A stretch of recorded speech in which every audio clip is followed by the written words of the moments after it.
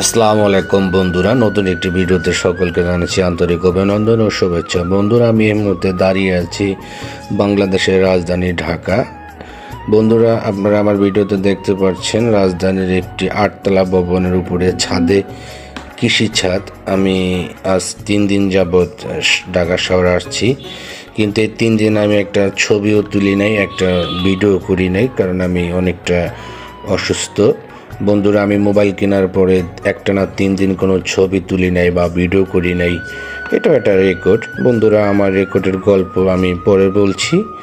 আপনারা দেখতে পাচ্ছেন যে আমি আগে বলেছি রাজধানীর একটি 8তলা ভবনের ছাদের এই কৃষি ছাদের দৃশ্য। বন্ধুরা, আমার ভাগিনী জোর করে আমাকে ছাদে নিয়ে আসে, কিন্তু এই ছাদে উঠতে গেলে বাড়ির মালিকের পারমিশন এবং চাবি লাগে।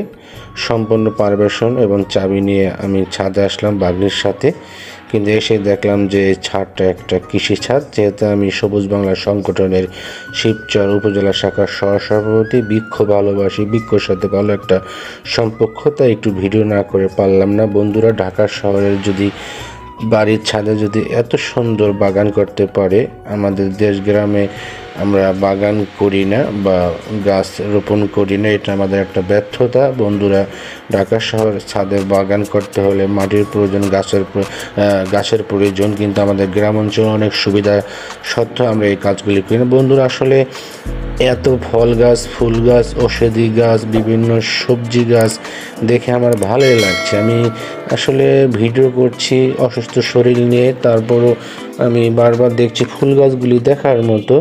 আপনার পেঁপে গাছ, বিভিন্ন কুমড়ো গাছ, পেয়ারা গাছ, আসলে এত গাছ জাস্ট আমি বলে শেষ করতে পারবো না। বন্ধুরা, ড্রাগন ফল গাছও দেখতে পাচ্ছি। আসলে এই বাগানটি যারা পরিচর্যা করেছেন তাদের ধন্যবাদ। বন্ধুরা, পরন্ত বিকেলবেলা ঢাকা শহর, এটা মূলত যাত্রাবাড়ি কাকরাইলি হবে না, কাকরাইলি না, ভুলে গেছি আমি জায়গার নামটা, আমার ভুলে গেছি, আমি একটু পরে মনে করব।